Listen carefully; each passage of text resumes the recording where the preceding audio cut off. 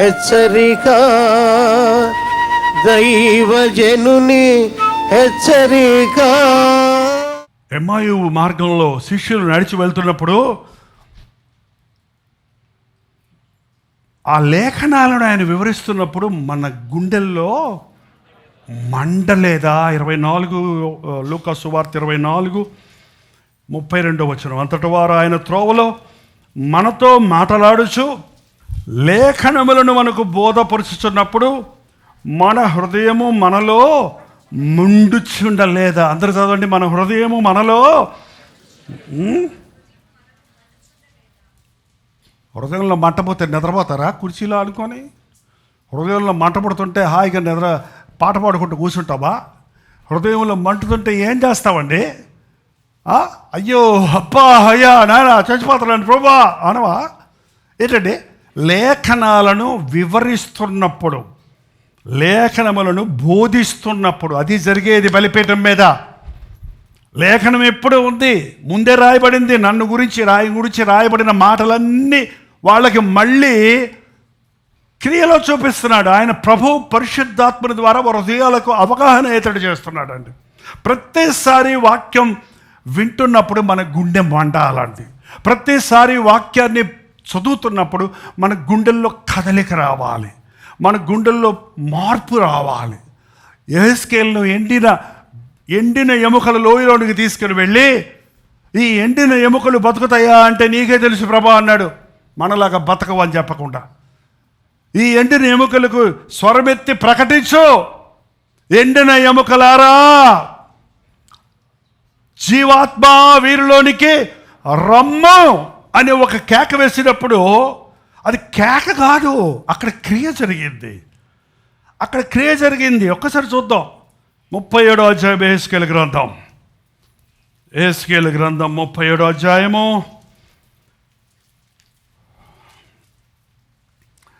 6వ వచనం చదువుతున్నాను చూడండి, 7వ వచనం చదువుతున్నాను చూడండి.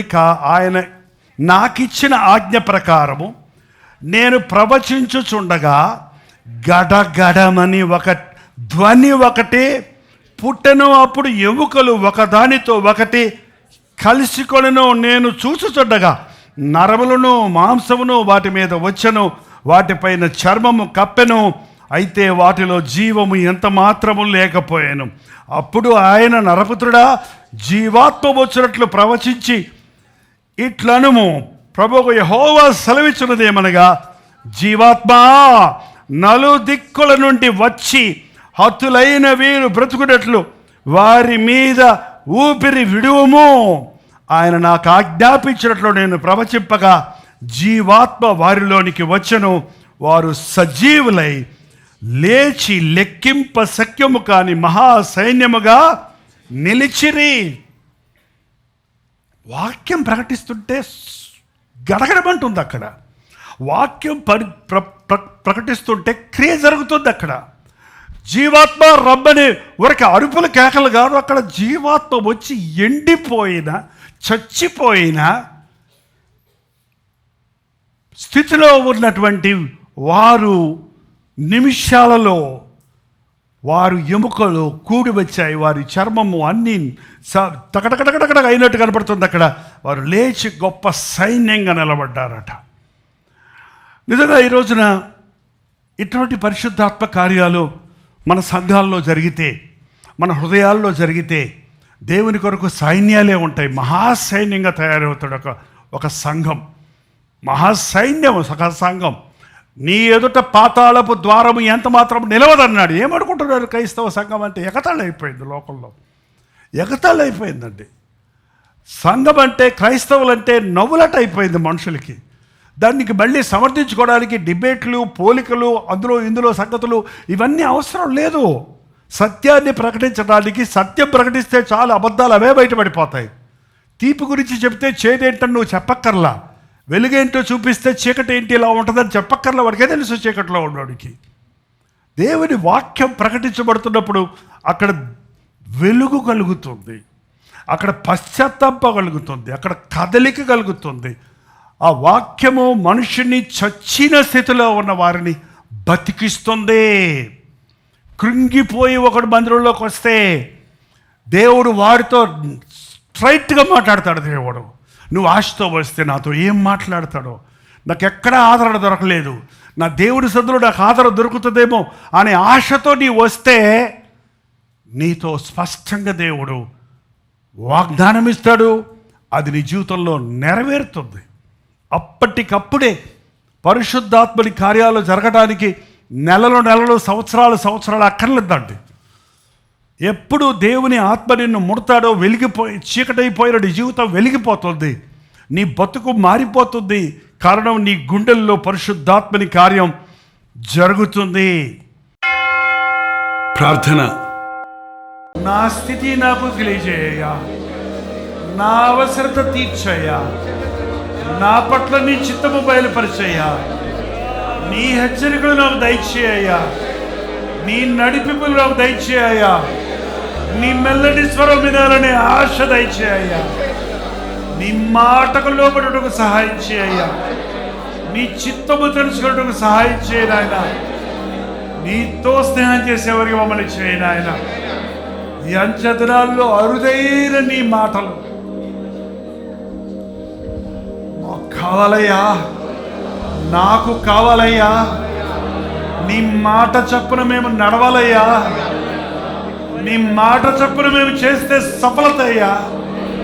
నిన్న మాట మా గుండెల్లో క్రియ జరుగునట్లుగా నాకు విశ్వాసము దయచేయ. వినుట వలన విశ్వాస కలుగుతుందన్నావు. వినుటనైనా నీ వాక్యపు ప్రత్యక్షతల వల్లే మా గుండెల్లో మార్పు కలుగుతుందయ్యా, మా పరిస్థితులు మారుతాయ్యా. నమ్ముచున్నామునైనా విశ్వాసం లేకుండా సహాయం ఇచ్చాయి. అప్పుడు బోధన వైపు తిరగకుండా, అనవసర విషయాలకు ఆర్భాటాలు చేయకుండా, పరిశుద్ధాత్మని కార్యములు చూచినట్లు గుండెల్లో మంట దయచేయ్యా, గుండెల్లో మార్పు దయచేయ్యా, గుండెల్లో విశ్వాసము దయచేయ్యా. దేవుడిని గాఢంగా ప్రేమించే జీవితాలు మాకు దయచేయ. యేసుక్రీస్తు నామములో అడుగుచున్నాము తండ్రి. తండ్రి అయిన దేవుని యొక్క ప్రేమయు, కుమారుడైన క్రీస్తు యొక్క కృపయు, ఆదరణకర్త అయిన పరిశుద్ధాత్మ యొక్క సహవాసము కూడి వచ్చిన మనందరికీ ఇప్పుడును సదాకాలము తోడై ఉండను గాక. ఆమేన్, ఆమేన్, ఆమేన్.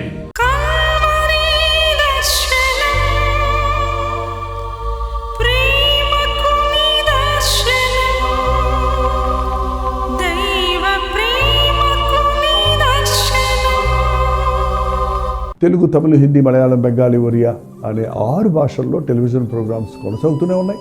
భారభరితమైన పరిచయంలో మీరు సహకరించాలని ఆశిస్తే, ప్రభు మిమ్మల్ని ప్రేరేపిస్తే మీ విరాళాలు, కానుకలు డాక్టర్ జై ఫౌండేషన్స్ అనే ట్రస్ట్ నెంబర్కి మీరు పంపించవచ్చు. అవి నేరుగా టీవీ ఛానల్స్కి వెళ్తే అందులో ఏది మేము మా సొంత ఖర్చుల కొరకు ముట్టుకోవటం లేదు, వేరే పరిచయ కొరకు ముట్టుకోవటం లేదు. టెలివిజన్ పరిచయలో ఇంకా సువార్త అనేది వారికి అది అందించాలని ఆశతో ఒక 20 సంవత్సరాలుగా కొనసాగుతున్న పరిచయం కొరకు ప్రార్థించండి, మీ సహకారాన్ని అందించండి. ఈ విషయం మీకు ఇంకా వివరాలు కావాలంటే 89393939 అనే నెంబర్కి మార్నింగ్ 10 నుంచి ఈవినింగ్ 10 లోపల మీరు ఫోన్ చేయండి. వివరాలు గురించి తెలియజేస్తాను.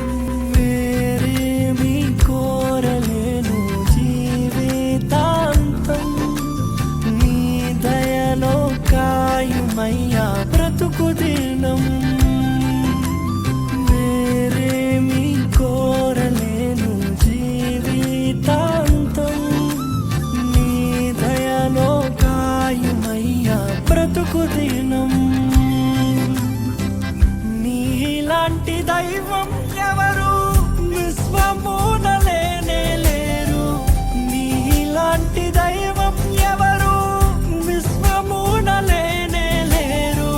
పరమ తండ్రి నీకే వందనా, నీదు బిడ్డగానే సాగేదా.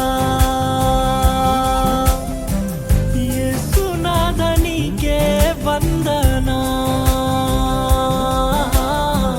జీవితాంతం నీకై బ్రతికేదా.